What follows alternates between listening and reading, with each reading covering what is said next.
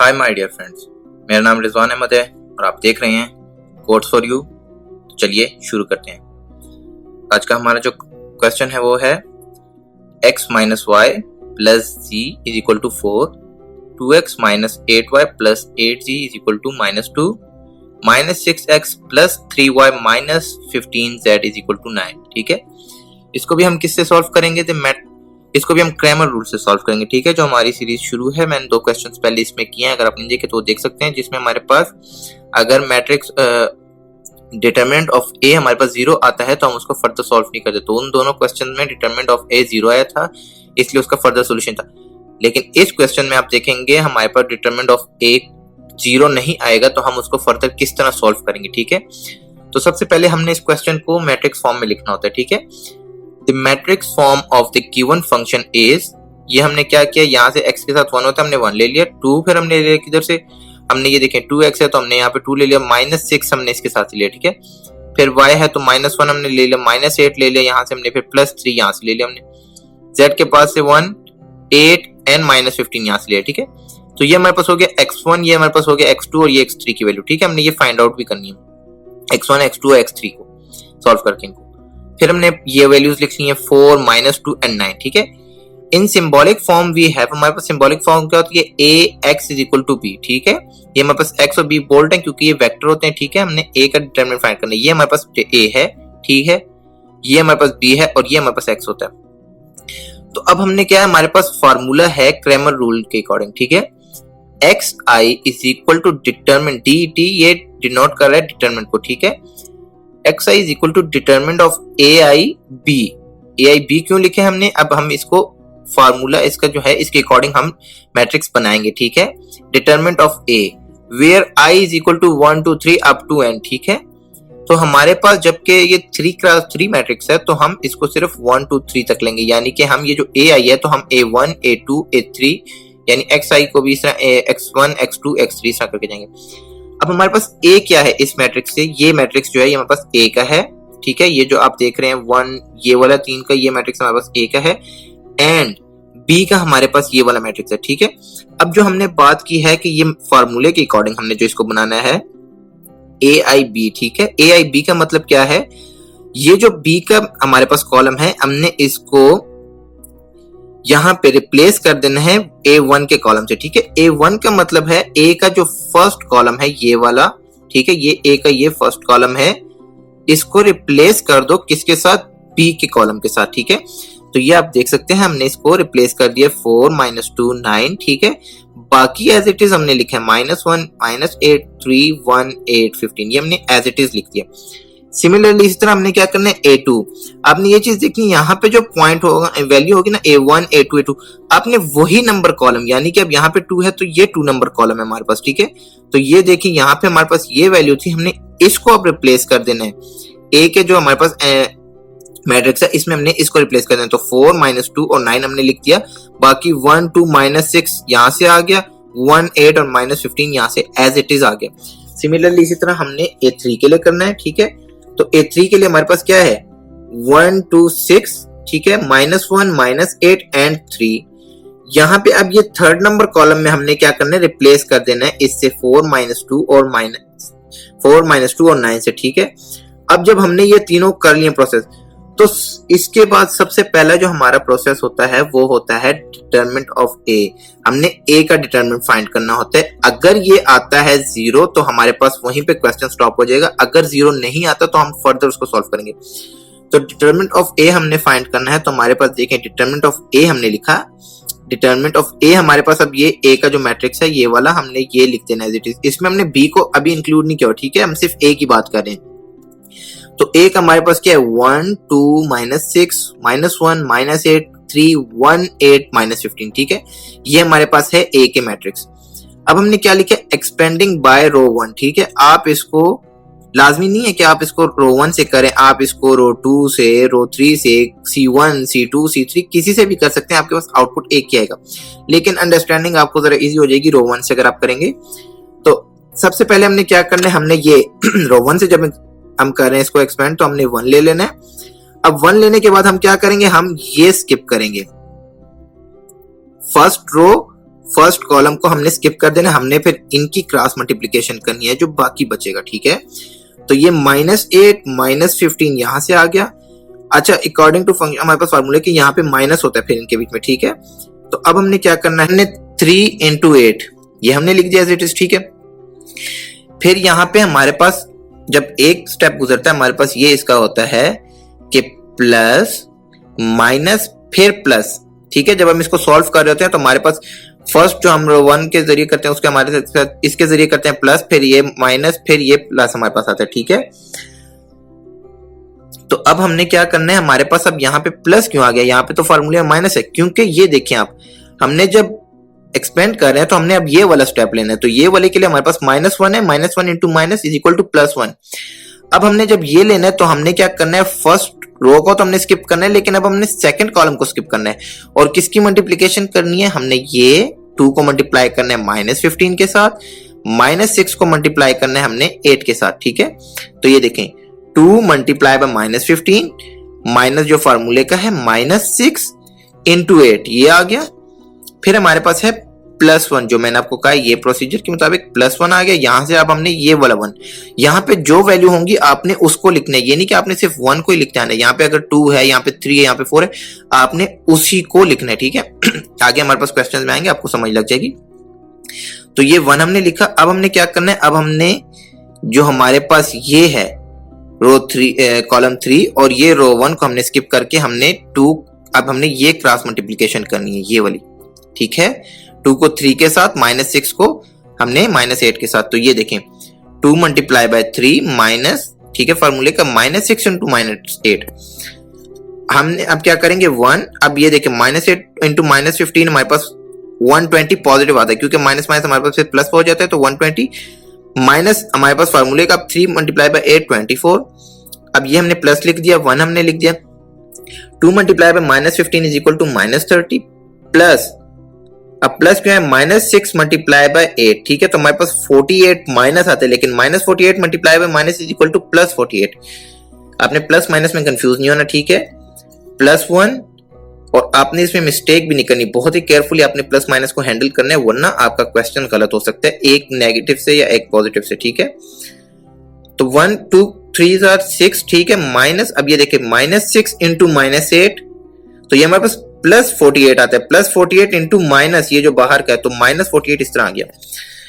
120 -24 इसको हमारे पास 96 × multiply by 1 is equal to 96, -30 + 48, ठीक है।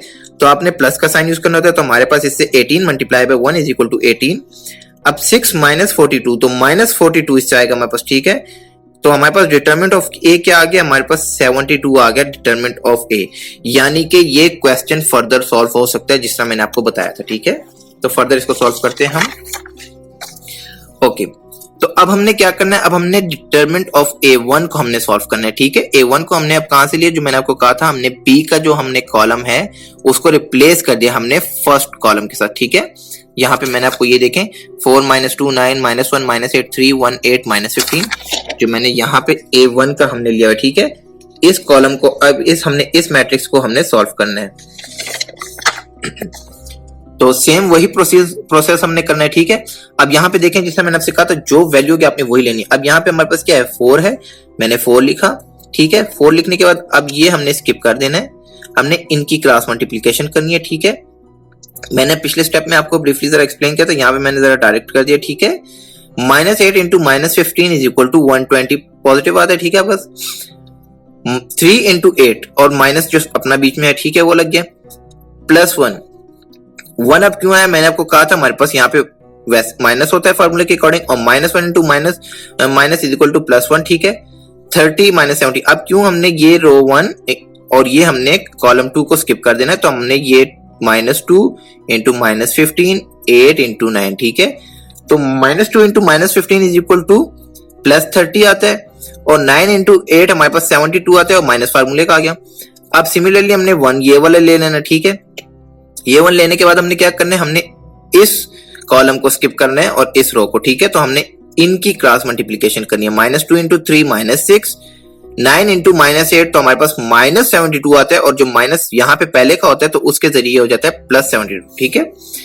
फर्दर इसको सॉल्व करने से हमारे पास 120 माइनस 24 मल्टीप्लाई बाय 4 से हमारे पास आता है 384, ठीक है, प्लस 30 माइनस 72 हमारे पास माइनस 42 आता है, ठीक है, मल्टीप्लाई बाय 1 करने से माइनस 42 माइनस 6 प्लस 72, तो हमारे पास इससे आता है 66, ठीक है, 66 multiply by 1 is equal to 66। इसको हम जब प्लस माइनस करते हैं तो हमारे पास आता है 408, यानी कि determinant of A1B is equal to 408, ठीक है। अब सिमिलरली डिटरमिनेंट ऑफ A2B हमारे पास क्या आएगा, डिटरमिनेंट हमने अब B का लिया। अब ये देखें आपने जो ये B का हमारे पास कॉलम था, इसको हमने सेकंड उसमें इंसर्ट किया होता, ठीक है। सिमिलरली आपने वही प्रोसेस करना है, 1 ले लेना है हमने, ठीक है, और हमने फिर क्या करना है, हमने इनकी क्रॉस मल्टीप्लीकेशन करनी है, हमने इस कॉलम को और इस रो को स्किप कर देना है, तो -2 इंटू -15 लिखा है हमने, माइनस फार्मूले का 9 इंटू 8 हमने लिख दिया, ठीक है। फिर हमने ये अब हमने 4 लिया, फार्मूले का जो हमारे पास माइनस है वो लिख के हमने ये 4 लिखा है, ठीक है, यहाँ पे ये 4 है। तो अब हमने क्या करना है, अब हमने ये 2 और ये -15 इसको हमने मल्टीप्लाई करना है, और ये -6 को हमने 8 के साथ, ठीक है, -6 इंटू 8 प्लस अब ये वाला 1 हमने ले लेना है। ये 1 लेने के बाद हमने क्या करना है, हमने अब इनकी क्रॉस मल्टीप्लिकेशन करनी है। अब हमने ये स्किप कर देना है, ठीक है, ये पोर्शन हमने स्किप कर देना है। तो हमने 2 मल्टीप्लाई बाय 9 माइनस, ठीक है, फार्मूले का -6 इंटू -2, ठीक है, ये हमने लिख दिया।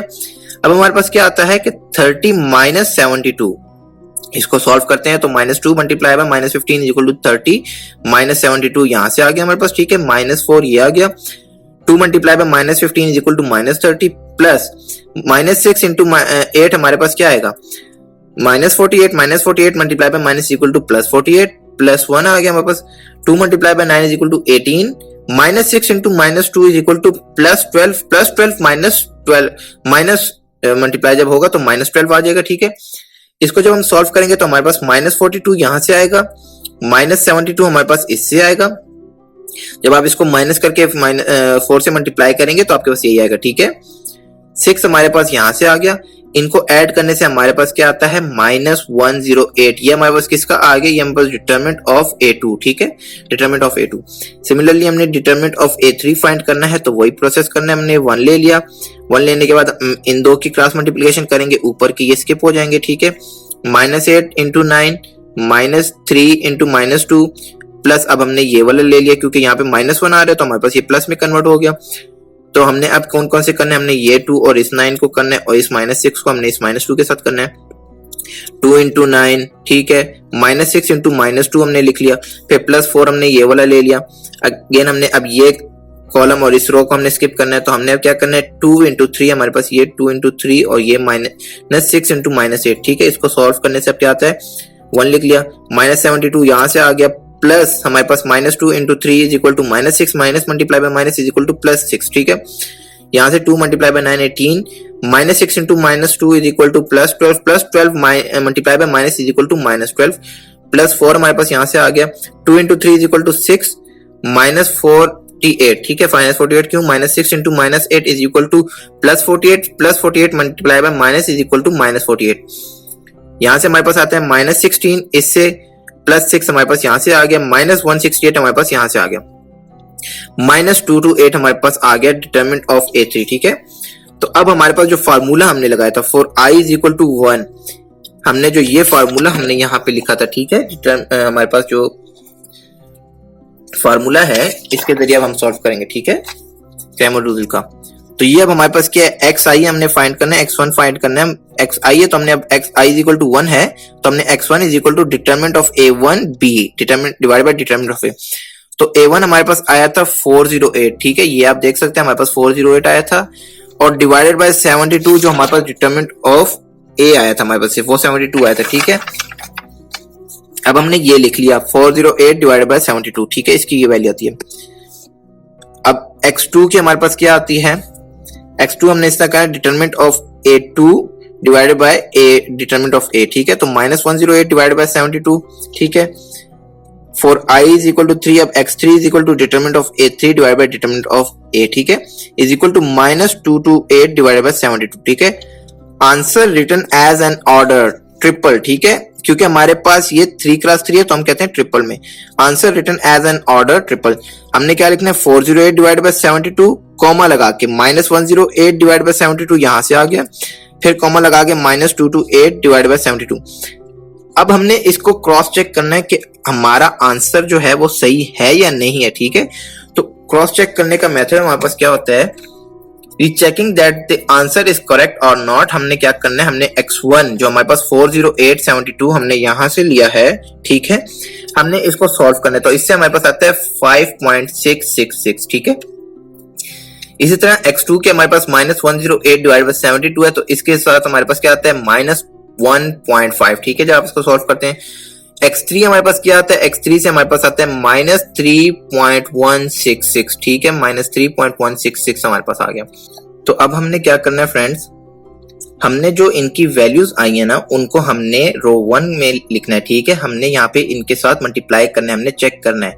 तो हमारे पास जो आई है x1 की वैल्यू 5.666, तो हमने उसको मल्टीप्लाई बाय 1 करना है और यहाँ पे लिख देना है। ठीक है, 5.666। ठीक है, अब हमारे पास जो x2 की वैल्यू आई है, x2 हमारे पास ये है, तो हमने जब x2 यानी -1.5 मल्टीप्लाई बाय -1 तो उससे हमारे पास आता है +1.5। ठीक है, सिमिलरली इस तरह हमने अब x3 के हमारे पास वैल्यू जो है वो है -3.166, इसको हमने मल्टीप्लाई करना है 1 से, तो हमारे पास यहाँ पे हमने लिख देना है।